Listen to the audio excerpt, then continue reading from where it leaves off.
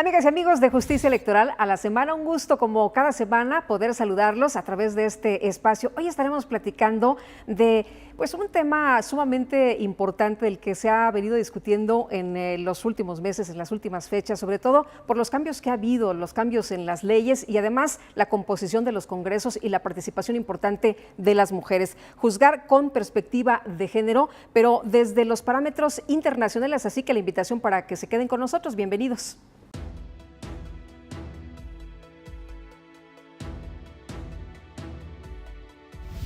El Comité para la Eliminación de la Discriminación contra la Mujer, CEDAW por sus siglas en inglés, es el órgano de especialistas independientes que supervisa la aplicación de la Convención sobre la eliminación de todas las formas de discriminación contra la mujer y está integrado por personas expertas en materia de derechos de la mujer procedentes de diversas naciones.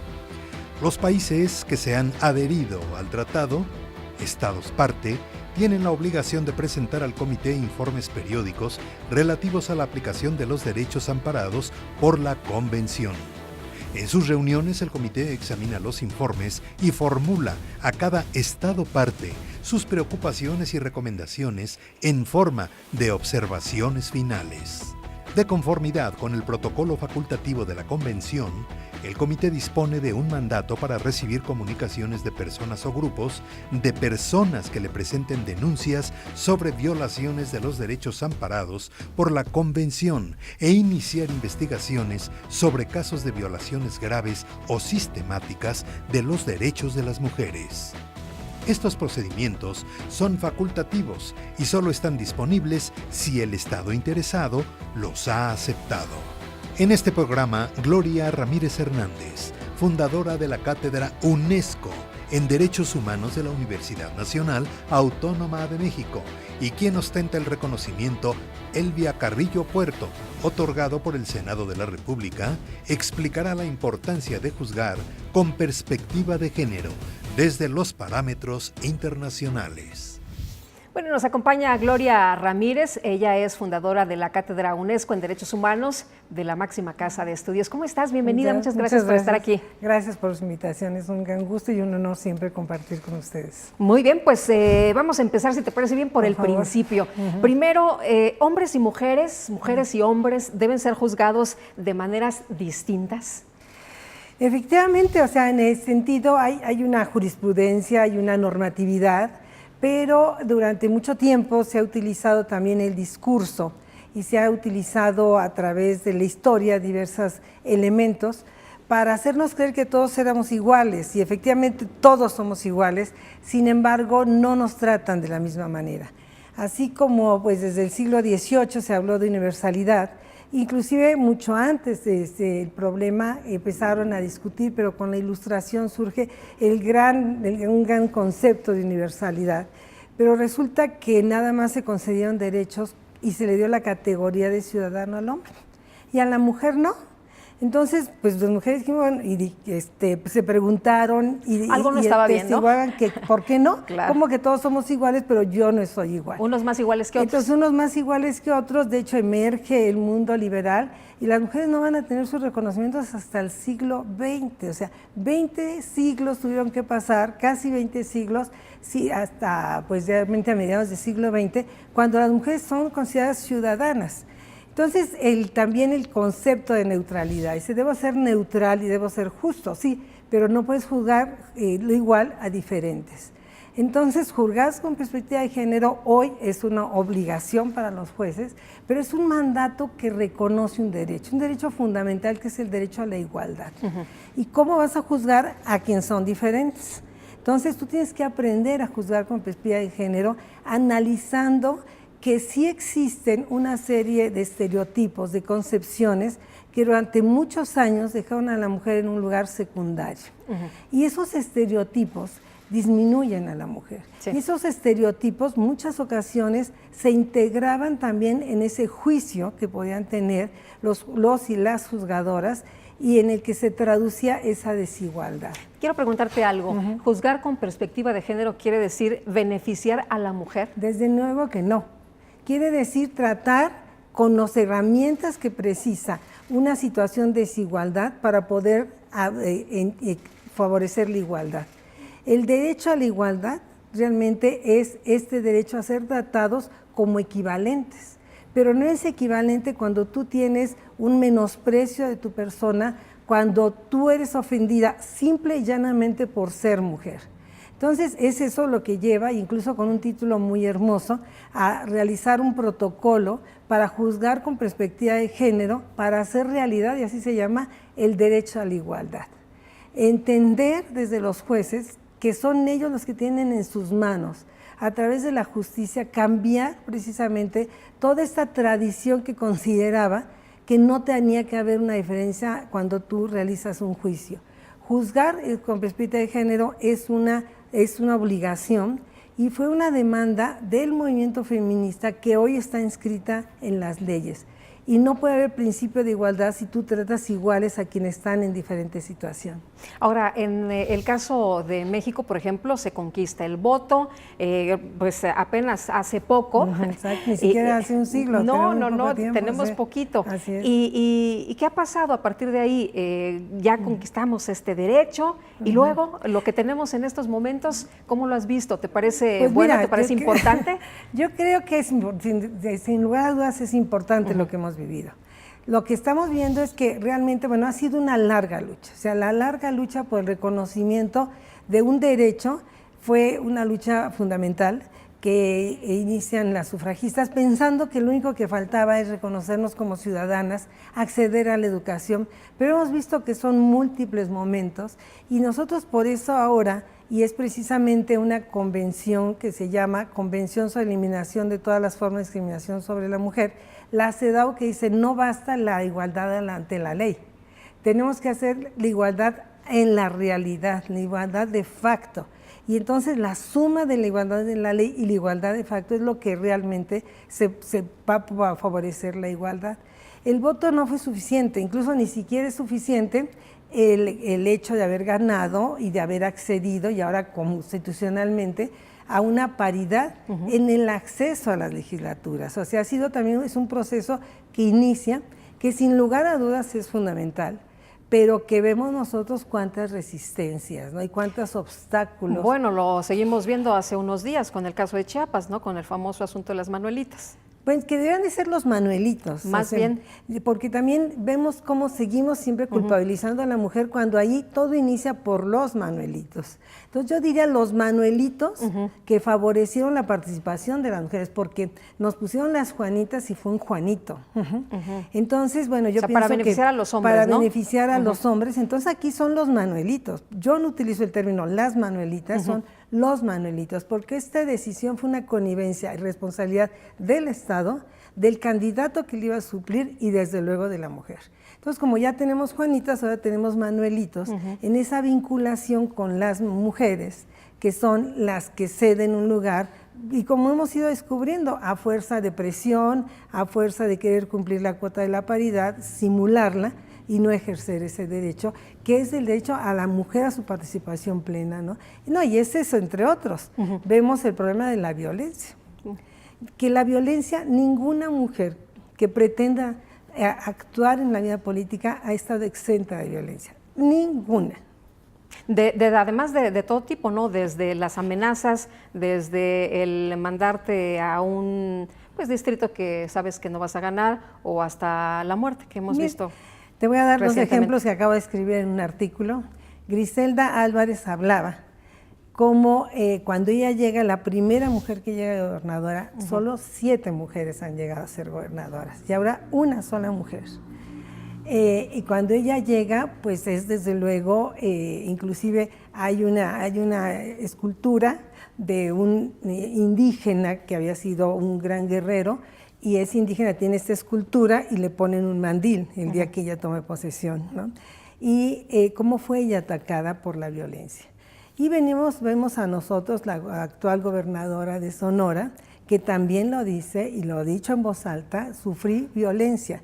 No solamente cómo ejerces tu función, sino porque te pones botox, porque estás delgada, porque no atiendes a tus hijos, hasta el asesinato.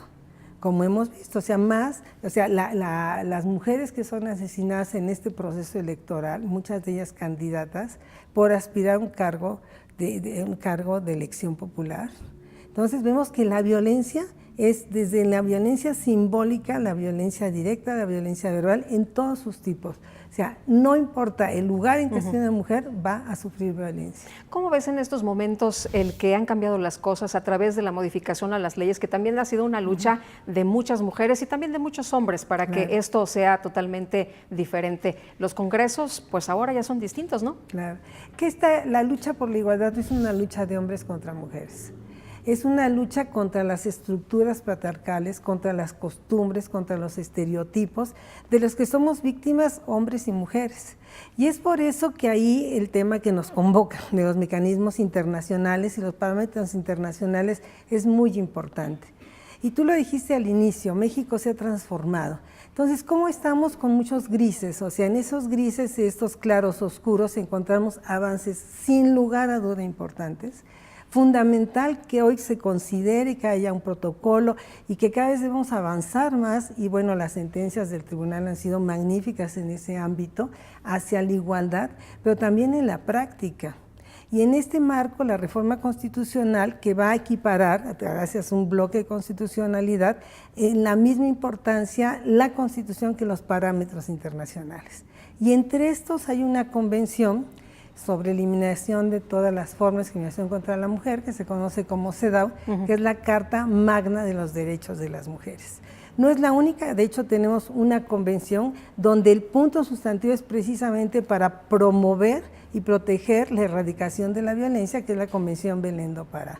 Oye, ¿qué tan importante es esto, que a nivel internacional tengamos pues todos estos acuerdos que México ha suscrito, que México ha firmado, pero pues a veces tenemos tratados muy atractivos, pero en la práctica, ¿cómo se aplican? Y en la práctica, pues, ¿cuál es la realidad? Claro. Pues ese es un aspecto que hemos avanzado bastante. Es un aspecto que hemos pasado, porque México pues firmaba todo, decía, de todas maneras no lo cumplía, entonces bueno, no le quitaba no te nada. Nada, ¿no? Sin una embargo, firma más, y además sí, se ve padre, ¿no? México firma. Claro, pionero en sí, este ámbito, ¿no? Así, ahora sí que farol de la calle, oscuridad en tu casa, ¿verdad? Pues así fue muchos años, o sea, así fue muchos años, incluso también ponía reservas en varios de estos mecanismos, decretos, convenciones, porque tienen diferente nombre, pero digamos estos parámetros internacionales, entre los cuales hay unos especializados para la mujer y otros que tienen que ver con los derechos civiles, con derechos políticos, con derechos económicos, sociales, culturales, o bien que se dirigen a ciertas poblaciones, a mujeres, pero también, por ejemplo, a poblaciones indígenas, a los niños y las niñas, siempre hablamos de niños, pero no hablamos de niñas, ¿no? O se dirigen sobre temas concretos, el agua, etcétera, en otro tipo de aspectos. Pero en este ámbito hemos avanzado muchísimo y sobre todo hay un cambio paradigmático, un cambio muy importante con la reforma constitucional en derechos humanos de 11 de junio de 2011. Y a partir de ese momento, y desde luego los cambios que han tenido los diferentes poderes de la nación, ¿sí? Que tenemos desde el Poder Ejecutivo, bueno, y aquí vemos en el ámbito jurisdiccional, del ámbito electoral, cómo se han ido inscribiendo a partir de la reforma constitucional que hace obligatorio el considerar una serie de principios, como el principio pro persona, que va a ampliar y a garantizar cada vez más los derechos. Vamos a ver nosotros la materialización de esto que se llama armonización desde el punto de vista jurídico, pero que sí considera en poder proteger a las personas desde aquí a normativa que sea más amplia, que permita precisamente garantizar el ejercicio de los derechos. Porque ya vimos que no bastó, y en eso nos llevamos muchos años, que se reconozca un derecho en la ley si este no se aplica. Claro, no nos sirven en nada, ni a las mujeres ni a los hombres. Pues sí, que esté ahí de adorno, ¿verdad? Tenemos que hacer una pausa si nos permites, claro pero sí. regresamos de inmediato a la invitación para que siga con nosotros. Acuérdese que a través de redes sociales se puede poner en contacto con Justicia Electoral a la semana.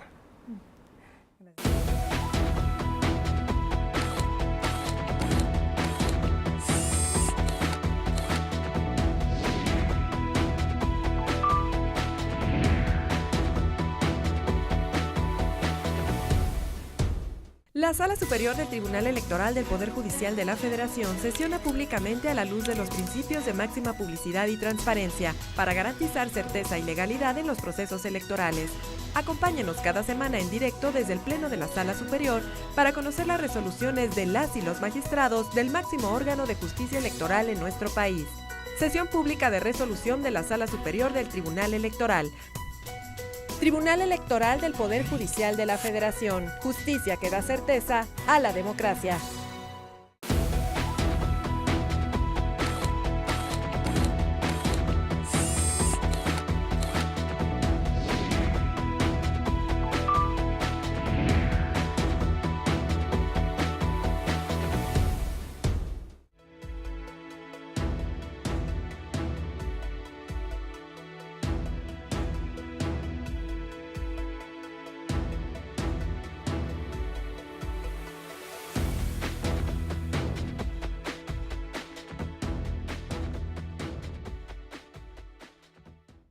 Estamos de regreso, qué bueno que continúa con nosotros aquí en Justicia Electoral a la Semana. Y Gloria, te quisiera preguntar sobre qué tanto ha cambiado con esta instrumentación de juzgar con perspectiva de género. Nos hablaba hace unos momentos del Tribunal Electoral, de las sentencias, y me gustaría que retomáramos estos temas. ¿Cuáles son los casos más importantes que, de acuerdo con lo que tú has estudiado, y has estudiado muchísimo, han pues servido, han apuntalado, han cambiado la historia para las mujeres en nuestro país? Pues mira, en los últimos años, que ha sido muy reciente, realmente nosotros vamos a ver a partir de la reforma constitucional y que el tribunal ha ido incorporando y incorpora en la realidad en sus sentencias son fundamentales. O sea, el tribunal y el juzgador, la juzgadora, tienen en sus manos la posibilidad de cambiar precisamente, al juzgar con perspectiva de género, de hacer realidad este principio de que es la igualdad. Y esto se hace a través de ese análisis que considera la perspectiva de género y a través de identificar esos obstáculos y dar medidas, que esa es otra cuestión importante. No solamente está juzgando y en todo caso castigando, sino está haciendo una serie de criterios fundamentales para ciertos casos puedan utilizarse esas medidas. O sea, porque la justicia es para poder juzgar y castigar y romper la impunidad. Pero también es importante llegar a la verdad. El derecho a la verdad es fundamental. La reparación del daño. Entonces, juzgar desde un enfoque integral es muy importante. Y eso da, por otro lado, y ahí todavía tenemos pues unos caminos importantes a realizar, que sea acceder a la justicia. No todas las mujeres pueden acceder, pero se han dado, yo creo que la mayoría tiene dificultades para acceder a la justicia. Vemos, por ejemplo, que hay un alto índice de quejas que inician y no concluyen. ¿Por qué? Porque no firmó, porque lo presentó tarde, porque una serie de medidas, ¿sí? Entonces, ¿qué es lo que sucede? Que necesitamos instituciones que apoyen a las mujeres. En primer lugar, necesitan las mujeres estar empoderadas, porque poner una queja se necesita valor. Generalmente mucho valor de la mujer, porque generalmente es contra sus propios partidos políticos, ¿no? O contra otros partidos políticos, pero que, digo, los agresores en el ámbito político no se tocan el corazón, ¿no? Entonces, las sentencias va a ser... Oye, en ningún ámbito, ¿no? No nada más en el político, ninguno, me parece a mí. Estamos hablando de esto político, pero pues tú ves los grados de feminicidio que existen en el país, ¿no? Y partiendo de la casa a la calle y en todas partes. O sea, en México todavía ser mujer es una cuestión de riesgo. El feminicidio es un crimen del Estado y Marcela Lagarde dice por el simple hecho de ser mujer. Hay quien dice que ser indígena, ser mujer y ser pobre, ¿no? Y ser pobre, bueno, ahí tienes tres dimensiones, una triple discriminación. Y precisamente son las mujeres indígenas, las mujeres que no tienen acceso, que no tuvieron incluso acceso a la educación, que no tienen los medios, que además se encuentran y en algunas regiones pues muy apartadas en la imposibilidad precisamente de ejercer sus derechos y mucho menos de demandarlos. Sin embargo, pues hemos tenido casos paradigmáticos muy importantes, ¿no? En Chiapas se dieron varios casos de mujeres que incluso una tiene, precisamente Rosa Pérez, es doctora en ciencia política, es indígena y dijo, continúo y no ha cejado pues su empeño en poder ella ejercer. De hecho, bueno, yo pienso que ya descansó porque nunca pudo ejercer realmente plenamente el cargo que logró con los votos, pero son casos paradigmáticos. Felicitas en Guerrero, por ejemplo, ¿no? Una mujer que le quemaron la casa, atentaron contra su familia, lastimaron a su familia físicamente, agredieron, donde incluso llega a haber conflictos de asesinatos y muertes. Y bueno, las que levantan la voz y mantienen con mucha valentía una queja y que obtienen una sentencia paradigmática. El problema después se convierte en que no, en cómo se implementan. Y ahí ha habido también pues muchos aspectos que incluso el propio tribunal ha dicho quién tiene responsabilidad de dar seguimiento. Y esos aspectos me han parecido a mí fundamentales. El hecho que se creara pues realmente una fiscalía especializada en pueblos indígenas y ha atendido a muchas mujeres. Pero ¿qué sucede con las mujeres? Que nos han tocado varios casos acompañarlas, ¿sí? Pienso en mujeres jóvenes que se lanzan a esta aventura y que después, como ha sucedido con varias de ellas, tienen que litigar ellas mismas sus casos cuando se atreven a hablar. Porque además, cuando te atreves a hablar, tú te revictimizan. Sí. Sí, o sea, entonces vas a estar estigmatizada. Y peor si además, como ha sucedido en muchos casos, pierdes el caso. Revoltosa, ¿no?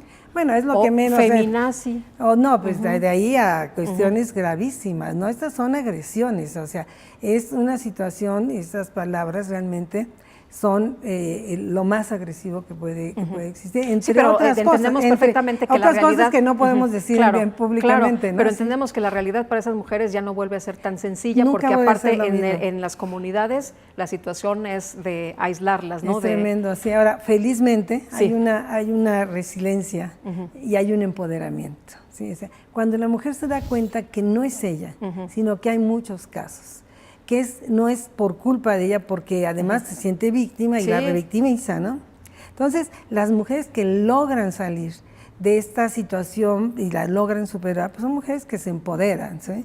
Y hemos visto, bueno, y ahí tenemos, yo pienso que en el ámbito legislativo, en el ámbito ejecutivo, mujeres, tú dices, ¿qué padecieron? O sea, lo que han padecido por lograr un lugar es un camino muy azaroso, muy violento, y esto había una gran injusticia. Ahora, las sentencias del Tribunal Electoral, ¿crees que cambian el chip de la ciudadanía, de la población, y que nos cambian de manera cultural? Esa es la importancia, no solamente, y esa es la importancia de las sentencias, las tesis, los criterios, y toda esta jurisprudencia con este enfoque está creando una cultura diferente. De ahí que la responsabilidad del juez, de la jueza, yo escucho muchas veces juezas que no se dicen juezas, se dicen soy juez. A veces con una cuestión de estas empiezas a crear conciencia, ¿no? Cuando ya un juez está reconociendo que hay juezas y jueces, pero además que está reconociendo esta famosa perspectiva de género, que además reconoce, y eso es algo muy importante, la aplicación de los mecanismos internacionales y su armonización con el derecho interno. Y que además de juzgar, está dando pautas y responsabilidades, que eso es lo más importante en las sentencias. O sea, cuando tú escuchas en las sentencias, la mujer tiene realmente una situación de desigualdad histórica y escuchas unas argumentaciones tan sólidas, pues realmente a veces uno se siente hasta en otro país, pero se siente muy contento de que sea México. Oye, y hablando de otros países y de otras leyes, ¿qué tanto nos conviene efectivamente? Digo, somos México, pero tenemos estos tratados, estas firmas, estos acuerdos que tú decías hace unos momentos, a lo mejor no se cumplían antes, pero ahora sí se están cumpliendo o se están tratando de cumplir. Claro, es que ahorita no es una cuestión opcional, como en algún momento pudo haberse interpretado, porque quien quiere no interpretarlo y no cumplir siempre busca una salida, ¿no? Decía Rodolfo Steinhagen que no debería haber lo que hay en el derecho, instrumentos o obligaciones internacionales vinculatorios, digamos obligatorias, y otras que son de tipo moral. O sea, todos deberían de ser obligatorios cuando hay una ética, ¿sí? Una ética social, que eso es importante.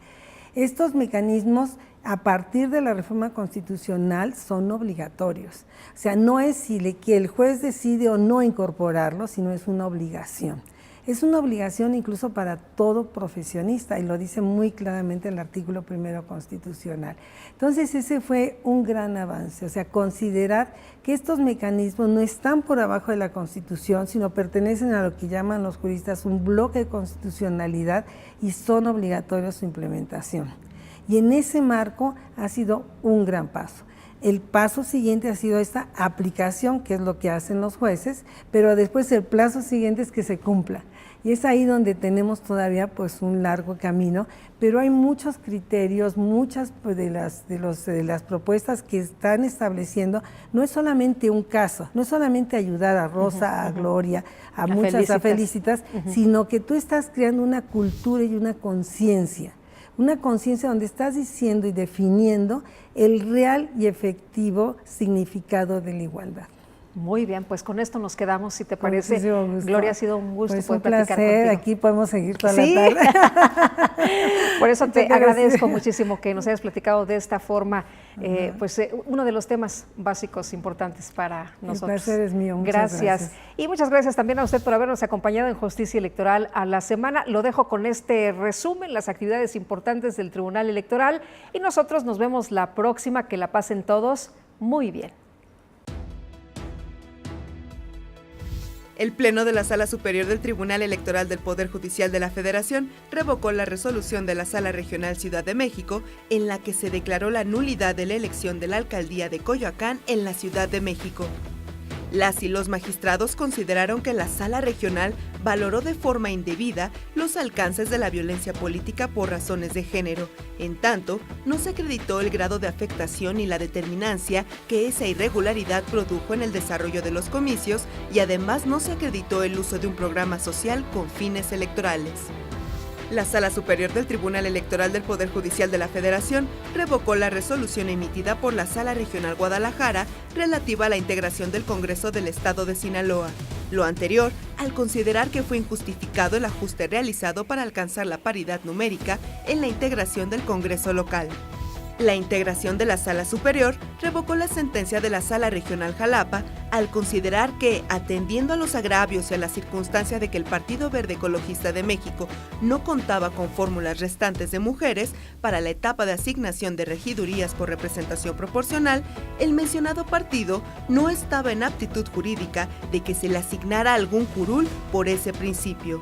En consecuencia, se consideró necesario desarrollar nuevamente la fórmula de asignación desde el primer paso y hacia una nueva distribución, y por ello, el Tribunal Electoral del Poder Judicial de la Federación modificó la asignación de escaños de representación proporcional para el Congreso de Chiapas.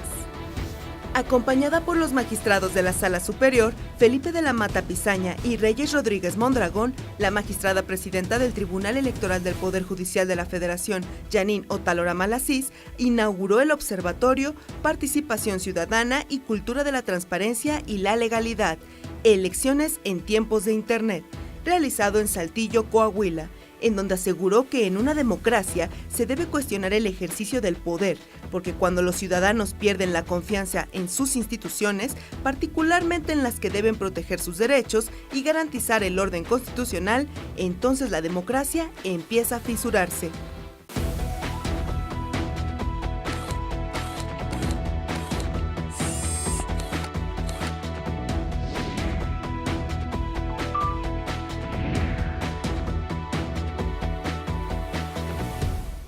La protección de tus derechos político-electorales le corresponden al Tribunal Electoral del Poder Judicial de la Federación.